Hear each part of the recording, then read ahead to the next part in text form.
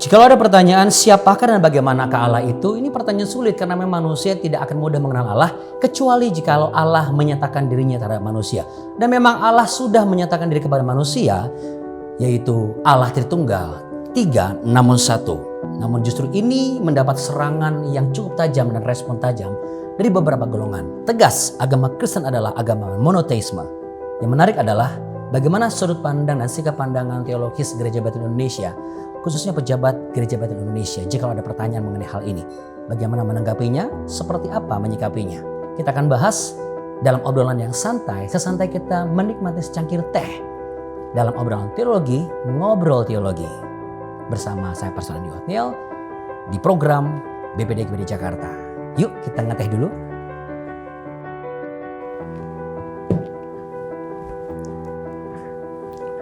Shalom Bapak Ibu dikasih Tuhan. Saya percaya kita semua dalam keadaan sehat. Dan selamat datang di acara ngeteh. Apa itu ngeteh? Yaitu ngobrol teologi. Tujuannya adalah supaya setiap para pejabat di DKI memahami pengajaran dasar GBI yang sudah kita ketahui selama ini. Untuk itu, selamat mengikuti tayangan ini seperti kita menikmati secangkir teh dengan santai. Tuhan memberkati.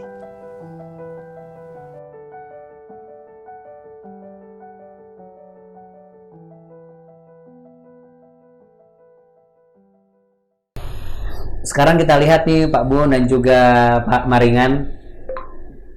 Hal-hal seperti ini perlu ya kita ngobrol-ngobrol, kita ngobrol-ngobrol. Ya, makanya Bapak Ibu sekalian, kalau kita lihat situasi pertemuan seperti ini, tentunya sudah memperhatikan protokol kesehatan dan tentunya kita juga memperhatikan satu hal, pelayanan kita dan sikap teologis kita juga harus kesehat gitu, seperti itu ya. Apalagi bicara mengenai sudut pandang teologis yang kaitannya sangat dalam.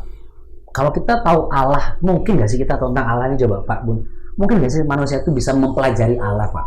Manusia bukannya mungkin dan Allah sudah memungkinkan. Dan kemungkinan itu bermula dari Allah. Allah yang menyatakan dirinya kepada kita, siapakah dia. Nah, sebab itu kita tidak boleh berasumsi tentang Allah, tapi kita harus menerima penyataan Allah untuk bisa mengenal dia. Jadi Allah itu bukan bikinan manusia. Allah itu adalah pada diri sendiri, dialah yang memperkenalkan dirinya kepada kita umatnya. Ketika sudah mungkin dan sudah dia membuka diri untuk kita kenal. Gitu. Nah, kalau bicara mengenai Allah menyatakan dirinya, baru manusia bisa kenal ya, kira-kira seperti itu ya. Iya dong. Ya, tanpa Allah menyatakan diri kan nggak bisa manusia ya, kenal Allah mewahyukan dirinya ya. Iya kan, betul dong. Mewahyukan dirinya, memperkenalkan dirinya. Iya, ketika firman itu menjadi manusia. Iya. Ya, di dalam dan dari roh menjadi manusia di dalam Yesus, atau Allah adalah Yesus.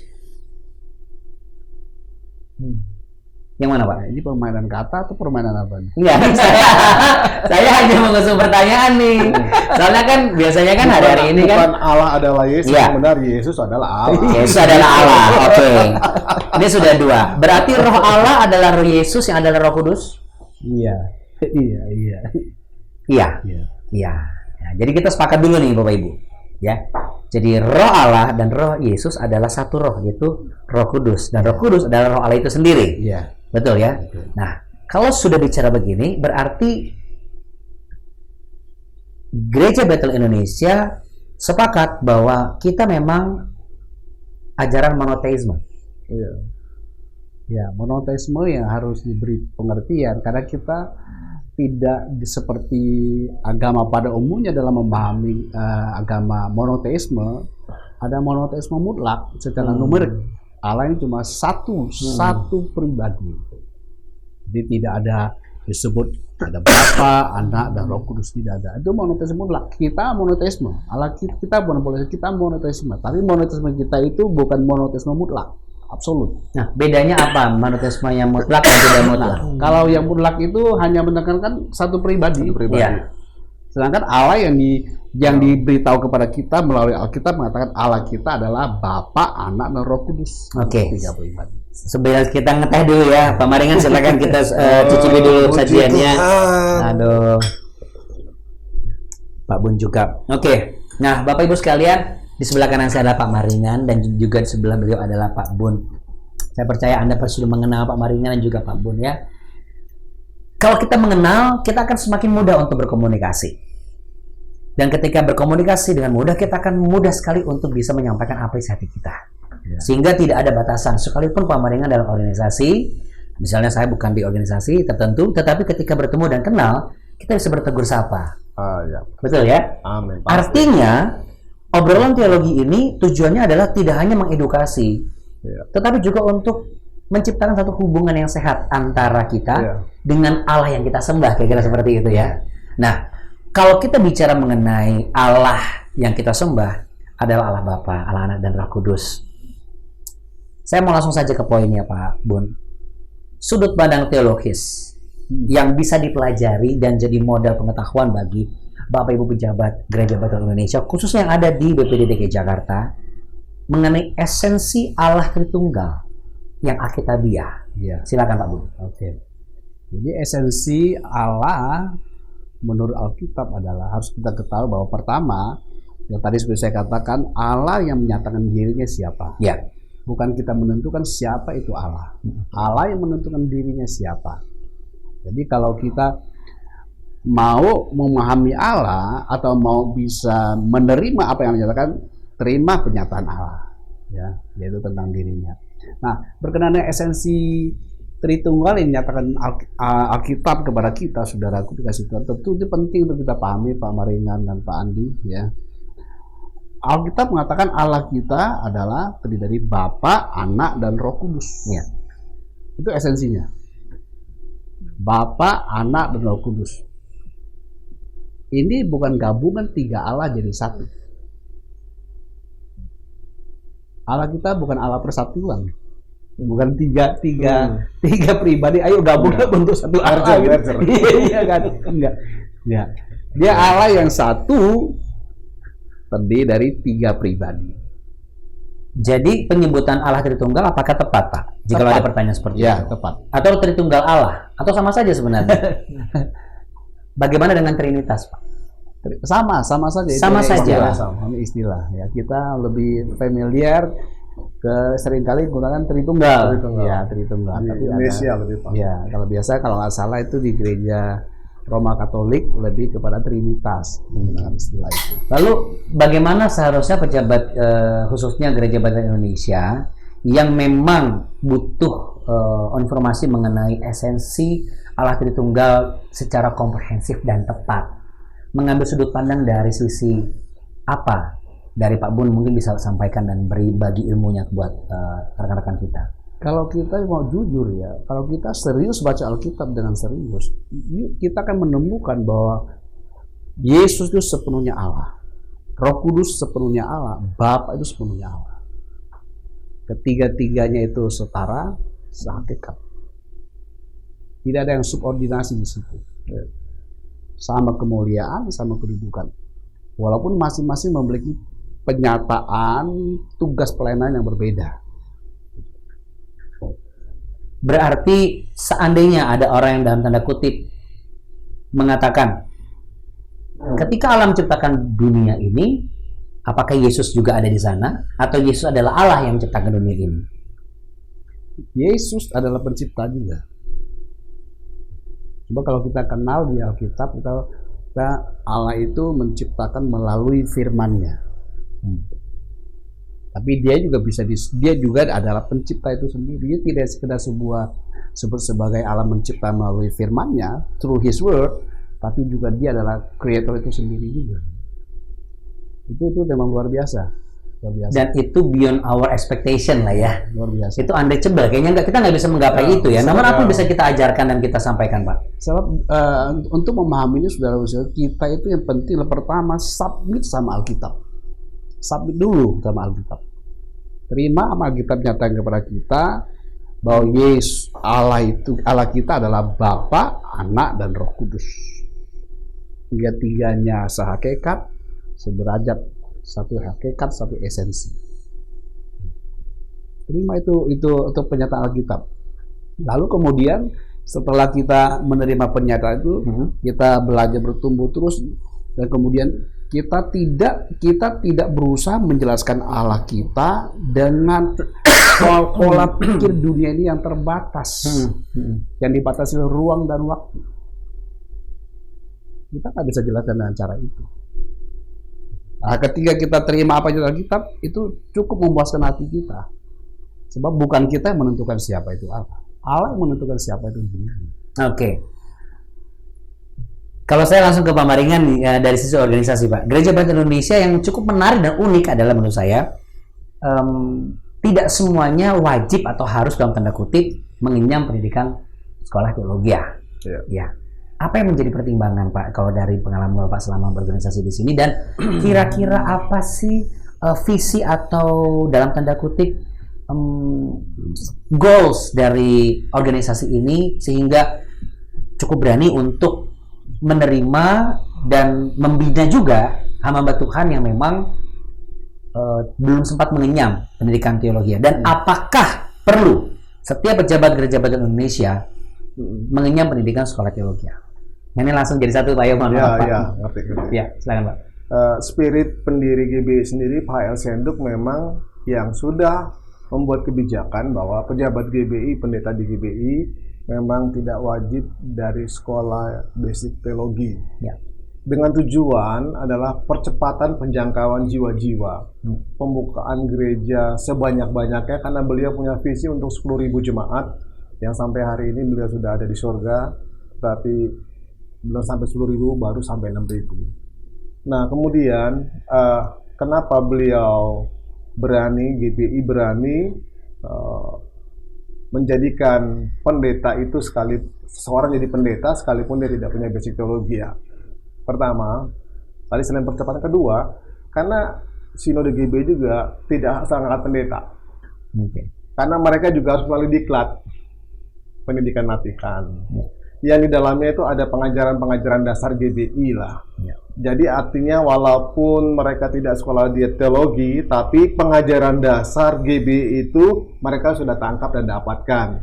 Dan memang setelah itu Om Ho juga memberikan dorongan lagi, mereka juga harus belajar. Misalkan salah satunya dibukanya sekolah teologi extension oleh Pak Helsendu, ya.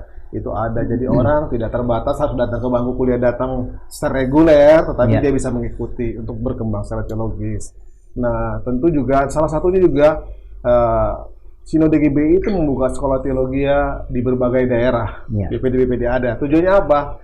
Jadi misalkan yang di Sumatera sudah ada sekolah teologi, di Kalimantan, diharapkan pejabat-pejabat GBI yang punya waktu bisa sekolah, memperlengkapi diri di sana. Jadi artinya bukan berarti sekalipun kita tidak merekrut yang wajib lulusan teologi, bukan berarti GBI meremehkan hal-hal yang terkait teologi, tidak. Karena spiritnya percepatan awalnya.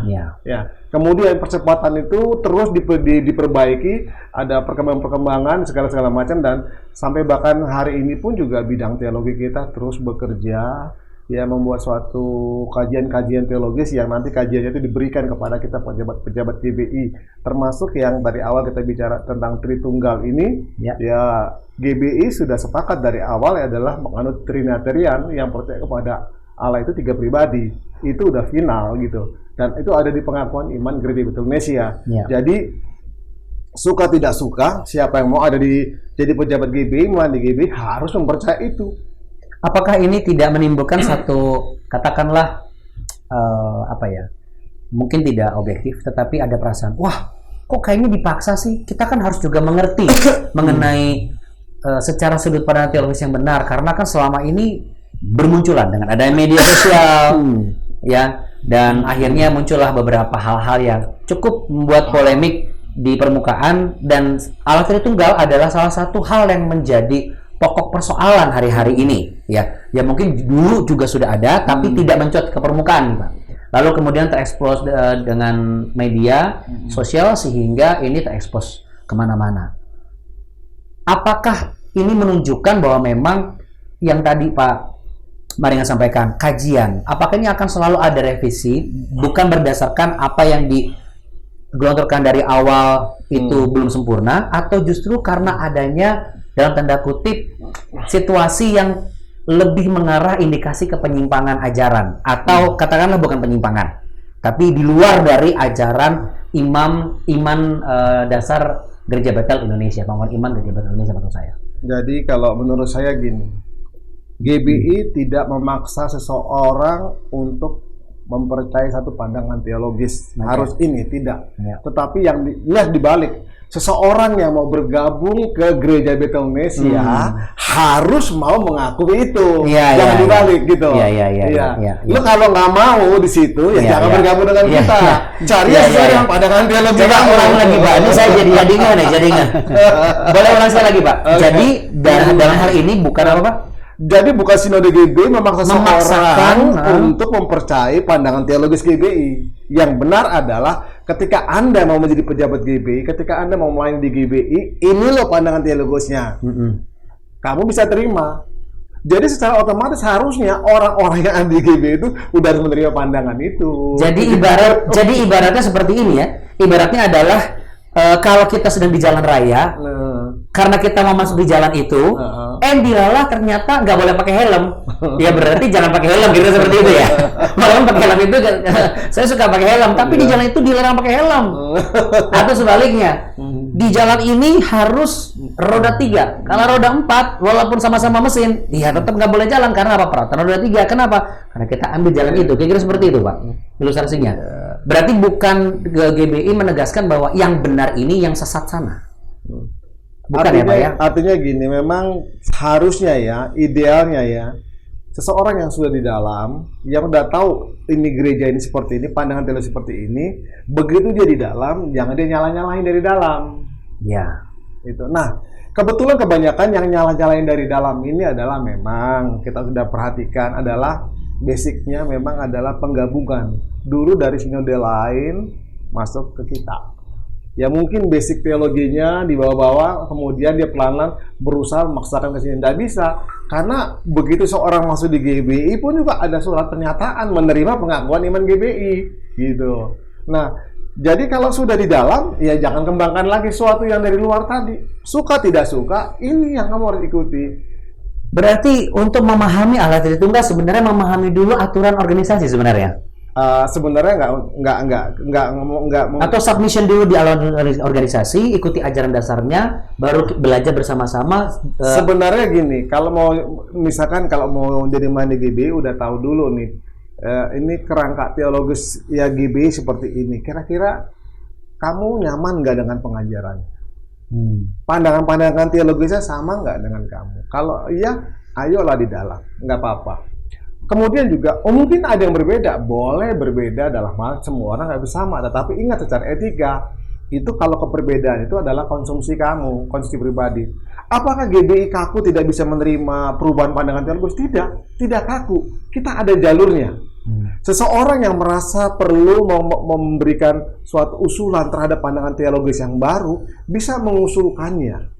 Ya, melalui forum teologi. Artinya ada ruang disiapkan. Ada ruang disiapkan. Nanti dibawa ke MPL, yang nanti mungkin dijadikan perubahan di dalam pengajaran, itu ada prosesnya. Selama nanti sinode itu menyetujui, bukan tidak mustahil ada perubahan-perubahan, dan itu juga kita melalui perkembangan seperti itu. Nah, tetapi kalau dia menyampaikan sesuatu, memaksakan sesuatu, kemudian organisasi nggak mau, dia ngambek, ini kan nggak bisa.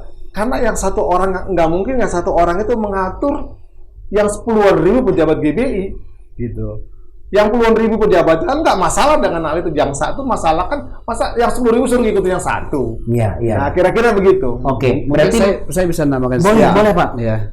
Yang Pak Maringan maksudkan itu jangan disalah tafsir. Ya. Dia tidak bicara tentang doktrin-doktrin Ya. mayor. Iya. Ya. Iya. Bukan itu yang dimaksud. Jadi yang bukan yang esensi gitu. Ya, Kalau doktrin yang sudah baku dan sudah final, Allah Ya, Tritunggal, keselamatan itu bukan, tidak ada ruang untuk diskusi. Yang itu memang adalah Bible. yang mayor, betul. Ya, itu mayor. Gitu. Nah, kalau hal yang tidak mayor, Ya. hal yang hanya bersifat subjektivitas, Ya. nah itu masih bisa. Karena Allah Tritunggal tidak bisa berdasarkan hipotesis seseorang. Kalau Iya. Tritunggal sih kita udah mayor ya dari awal, udah nggak usah digugat-gugat lah. Sudah Gitu. nggak bisa diubah. Pak, pertanyaan saya, apakah sejak awal Allah Tritunggal ini juga memang menjadi satu perbincangan dan pembicaraannya memang selalu menjadi hangat Saya mau sederhanakan istilah ini. Kalau istilah Allah Tritunggal, orang mungkin berpikir itu terlalu dibesar. Bukan. Dia esensi Tritunggal itu adalah bahwa kalau ada seseorang yang tidak mempercayai penuh Yesus adalah Allah sepenuhnya, itu fatal, gitu. Fatal. Atau tidak mempercayai Roh Kudus itu Allah sepenuhnya, itu fatal. Boleh contoh Pak, kira-kira tidak mempercayai Yesus sebagai Allah sepenuhnya atau Roh Kudus sepenuhnya itu contoh praktisnya yang pernah Bapak jumpai? Ya, kalau orang mengatakan Roh Kudus cuma hanya pengaruh, dia bukan pribadi. Dia bukan pribadi Allah. Dia bukan Allah, sehingga kalau sudah gitu berarti dia kan tidak layak disembah dong. Ya kan? Tidak layak disembah. Kalau Yesus tuh bukan Allah, dia tidak layak disembah. Jadi esensi kalau disebut Tritunggal itu jangan hanya perkataan kata Tritunggalnya aja, esensi di dalamnya. Sebenarnya di dalamnya bicara Yesus itu Allah sepenuhnya, dia layak disembah dan harus disembah, Bapa seperti Bapa, sama seperti dengan Roh Kudus juga. Kalau mengurangi itu berarti sudah daerah penyesatan atau daerah ajaran sesat. Oke, secara practically yang real bahwa dari sudut pandang orang yang berorganisasi di sebuah sinode gereja memang harus submission dengan apa yang menjadi koridor baku yang sudah ditetapkan selama berapa dekade, Pak? Iya, udah panjang lah ya. Udah 50 tahun. 50 tahun sudah setengah abad. Nanti kita 50 tahun. Iya, tahun ini 50 tahun, setengah abad. Artinya bukan hal tahun yang emas nih kita. Bukan hal yang seringan itu, bukan hal yang semudah itu untuk diperdebatkan. Ini pasti juga sudah melalui proses yang tadi saya sempat bicara dengan Pak Maringan, proses yang cukup sangat panjang, melibatkan hamba Tuhan yang gereja luar biasa. Dan lagi pula itu kan doktrinnya GB bukan doktrin yang dibangun oleh opini atau subjektivitas para pendiri. Itu adalah berbasis dari Alkitab itu sendiri. Ini penting sekali nih catatan kita sebagai pejabat gereja Indonesia. Karena memang hari-hari ini kita harus jeli untuk melihat apakah perlu diperbincangkan atau tidak. Kalau itu memang hal major dan sudah tercatat dalam pengajaran dasar gereja Indonesia dan itu sifatnya adalah final untuk apa diperbincangkan kembali? Ya karena memang kita yang masuk ke dalam organisasi ini, kira seperti itu. Berarti harus disikapi untuk melihat ajaran seperti apa yang menjadi indikator kita bahwa ini sudah menyimpang. Selain dari yang tercatat di ini apa lagi Pak? Atau kata lain, bentuk apa di kita luar harus sana, bisa melindungi diri dan gereja kita dari pengaruh ajaran-ajaran yang menyimpang atau sesat dari kebenaran sesungguhnya. Seperti apa bentuknya? Ajaran yang menyangkali Allah kita terdiri dari 3 pribadi. Oke, itu yang pertama. Dia mungkin menegakkan Allah yang monoteisme, tapi dia menyangkali ketiga pribadi itu. Itu yang menyimpang dari Unitarian lah, kalau ada pandangan teologi di Unitarian ya. Unitarian itu apa nih maksudnya? Jadi Allah itu satu aja, kemudian kalau dia kan ada kelompok yang memang satu sisi mempertahankan Allah yang monoteisme. Tapi dia juga mau memegang yang Bapa, Anak, dan Roh Kudus itu gitu. Dia coba pertahankan itu, maka dia artikanlah sebagai modalisme atau monarki. Ya, modalisme, sehingga Allah itu satu, cuma dia menyatakan diri dalam 3 cara. Yang benar bukan 3 cara ya Pak? Yang benar adalah apa? 3 pribadi. 3 pribadi. Perlu dicatat Bapak Ibu sekalian. 3 pribadi. Karena ketika 3 cara berarti cara yang pertama, kedua, ketiga beda-beda gitu. Berarti Allah yang asa itu. Bukan. Jadi esensi bukan Tritunggal adalah kalau dia mengurangi salah satu dari ketiganya, 3 pribadi adalah Allah itu sendiri. Atau berusaha mempersatukan begitu rupa itu cuma satu, itu bukan Tritunggal. Bukan Tritunggal. Jadi pengertian secara praktis Allah Tritunggal adalah jikalau ada jemaat yang bertanya kepada hamba Tuhan Gereja Betul Indonesia. Jadi saya kalau coba ditegaskan lagi supaya didengar ulang. Jawaban praktis. Jawaban praktis. Seorang hamba Tuhan ketika ada yang bertanya, apa Allah Tritunggal itu? Allah Tritunggal Allah kita yang terdiri dari 3 pribadi, Bapa, Anak, dan Roh Kudus. Masing-masing pribadi adalah Allah sepenuhnya, satu hakikat, sederajat, tidak pernah bertentangan. Ketiga pribadi ini mereka saling memiliki, tapi juga bisa dibedakan, tidak bisa dipisahkan. Masing-masing memang Alkitab menyatakan masing-masing punya penonjolan tugas pelayanannya, pribadi lepas pribadi itu. Tapi tiga pribadi tidak bisa dipisahkan. Ya. Ya, dia bisa dibedakan. Betul. Jadi kalau ada ajaran yang mengatakan Yesus itu ciptaan, itu bukan Tritunggal. Bukan Tritunggal. Itu bukan Tritunggal. Atau Yesus lebih rendah dari Bapa, dari Roh Kudus, itu bukan Tritunggal. Ya. Ya. Jadi tidak bisa dipisahkan, namun bisa dibedakan. Bisa dibedakan. Ya, namun kita harus dipisahkan saat ini, Pak. Karena kita menyediakan kesempatan untuk Bapak Ibu sekalian yang ingin memberikan pertanyaan seputar Allah Tritunggal. Saya barangkali bisa ditujukan kepada Pastor Bun Mintat atau kepada mungkin Pastor Maringan atau barangkali secara umum lah. Ya, semua pertanyaan itu bisa ditampung melalui nomor WhatsApp yang ada tertera berikut ini atau disebutkan 0812 104 73665. Sekali lagi 0812 104 73665. Jangan sungkan Bapak Ibu sekalian ya. Beri pertanyaan Bapak Ibu, inilah saatnya Bapak Ibu untuk mengetahui ajaran-ajaran dasar dan alasan-alasan sikap teologis Gereja Betel Indonesia karena Anda adalah bagian dari organisasi ini. Sampai bertemu di lain kesempatan minggu depan, kita lanjut kembali karena masih ada pembicaraan yang lain. Pak, kita ngetes dulu Pak. Oke ya. Puji Tuhan. Tuhan Yesus memberkati. Tuhan memberkati.